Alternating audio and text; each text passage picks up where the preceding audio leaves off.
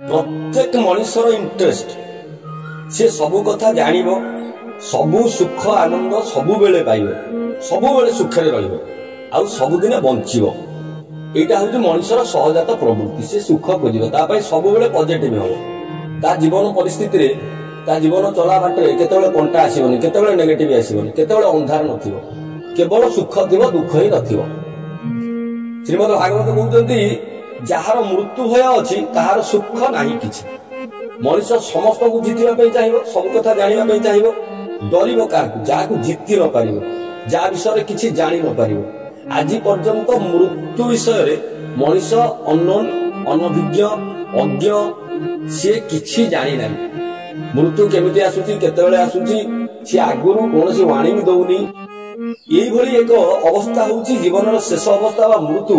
जहाँ विषय ए पर्यंत ये विज्ञानी मनुष्य ये सद्ज्ञानी मनुष्य ए पर्यंत अनभिज्ञ अज्ञ से कही पारिबने मृत्यु केमिति आसुची जार मृत्यु भय अछि तार सुख नाही किछि शेष तो से मरिबो ना से मरण को डरिबो कारण मरण विषय से किछि जानि नाही मृत्यु केमिति आसे आ जीवन कुआडे जाए से कोठु आसी कुआडे जीव तेणु से डर जिते दिन पर्यंत मृत्यु भय अच्छी तार भय अच्छी सेते दिन पर्यंत मनुष्यर सुख किसी ना सबू ता जीवन में पॉजिटिव हम दुख आसो सुख आसो भल आसो मंद आसो अंधार आसो आलुआ आसो ये सबू भितर सुखे दुखे समकृत्वा लाभा लाभ दया जाऊ। श्रीमद् भगवत गीता अर्जुन को भगवान कृष्ण कहते सुख दुख लाभ क्षति जय पराजय समकृत्वा समभाव दुखे अनुद विघ्न मना सुखे सुविगत पूर्व वितराग भयद स्थिति मुनि उच्यते सुख ए दुनिया रे दुख भी रहिबो अंधार रहिबो आलुआ रहिबो आम जीवन पई पॉजिटिव अछि नेगेटिव अछि उच्चा अछि खाल अछि ए सुख दुख अंधार आलुआ ए हस कांद भितरे आमे समभाव रे जीवन यापन करिया भगवान जगन्नाथ को भगवान राम को भगवान कृष्ण को बुद्ध महावीर जहां को आपण भगवान बोली आमे कहती भगवान को दुख छाड़ी जाइनी भगवान को कष्ट छाड़ी जाइनी भगवान को जंत्रणा छाड़ी जाइनी जगन्नाथ महाप्रभु को ज्वर होची से कष्ट दुख पाउचंदी से मेडिसिन खाउचंदी से पुणी से ज्वर रे एई अनवसर समय रे दिने तांकर नवकलेवर होई जाउची अर्थात तांकर महाप्राण होची शरीर तांकर चली जाउची से ब्रह्म स्वर्ग रे विद्यमान हेकि रहउचंदी ये होची जगन्नाथ संस्कृति जत्रास्ते दारवतनु श्रीसो मानुष लीलया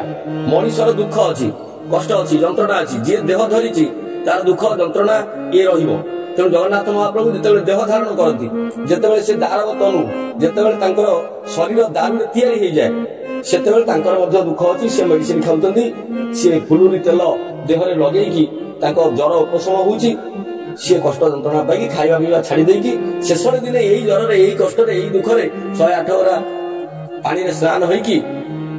दिने महाप्रभु शरीर महाप्राण होउची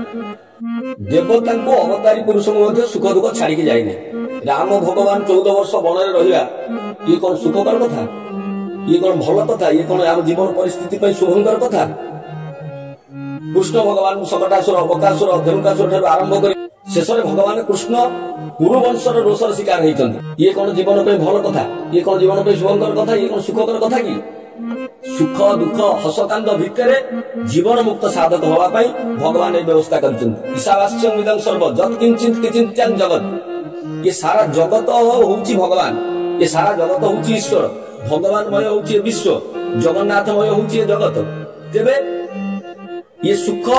ये दुख ये हस कांद अंधार आलो ये जो जंत्रणा आमको जहाँ प्रतीति होउची जहाँ आम अनुभव करुचंती ये सुख दुखर ऊर्ध्वरे से भगवत तत्व ये सुख दुख आम जीवन में जो परिस्थिति आसुची आम जीवन में जो कष्ट आसुची आम जीवन में जो दुस्समय आसुची आम जीवन में जो अशुभ समय आसुची सेतेबेले आमे कष्ट पाउचंदी जंत्रणा पाउचंदी दुख पाउचंदी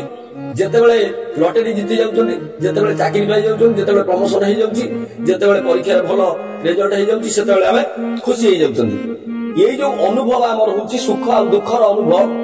ये अनुभव ऊर्ध्वर होउची भगवत तत्व ये अनुभव ऊर्ध्वर होउची जीवन मुक्त साधक सी हर्ष उल्लास शोक दुख याठार बहु ऊर्ध्वरे।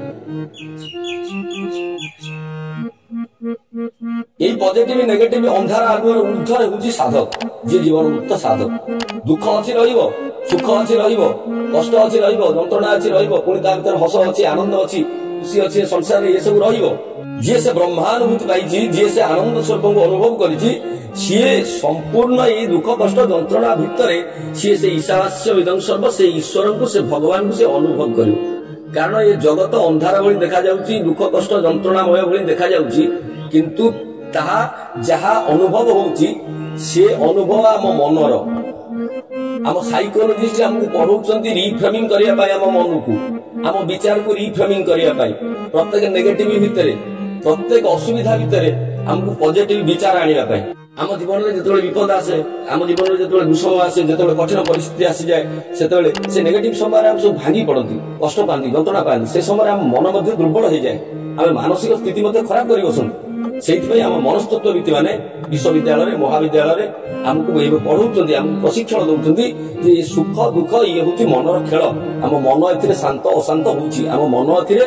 ସୁଖୀ ହଉଛି ବା ଦୁଃଖୀ ହଉଛି। ପରନ୍ତୁ ଏହା ଆମ ଶାସ୍ତ୍ର ବହୁ ପୂର୍ବରୁ ଘୋଷଣା କରିଛନ୍ତି, ଏଇ ସୁଖ ଦୁଃଖ,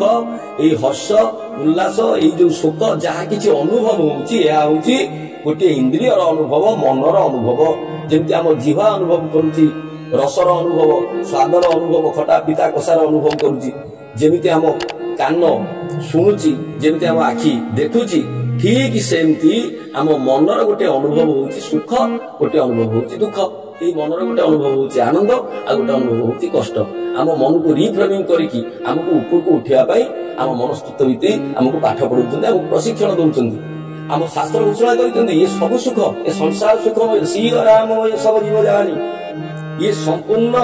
ଜଗତ ହଉଛି ରାମମୟ, ଏ ସମ୍ପୂର୍ଣ୍ଣ ହଉଛି ଜଗନ୍ନାଥମୟ ଏ ଜଗତ। ଏଠି ଦୁଃଖ କଷ୍ଟ ଯନ୍ତ୍ରଣା ବୋଲି କିଛି ନାହିଁ। ଯାହା ଅନୁଭବ ହଉଛି, ଯାହା ପ୍ରତୀତି ହଉଛି, ଯାହା ଆମେ ଅନୁଭବ କରୁଛୁ, ତାହା ଆମ ମନର ଅନୁଭବ। ବାସ୍ତବରେ ଏଠି ସେଭଳି କିଛି ନାହିଁ ଯାହା ଜୀବ ପାଇଁ କଷ୍ଟଦାୟକ, ଯାହା ଜୀବ ପାଇଁ ଯନ୍ତ୍ରଣାଦାୟକ। ଏଇ ଅନୁଭବ କରିକି ଜୀବ ଜୀବନ ମୁକ୍ତ ହେବା ପାଇଁ ଭଗବାନ ବ୍ୟବସ୍ଥା କରିଛନ୍ତି।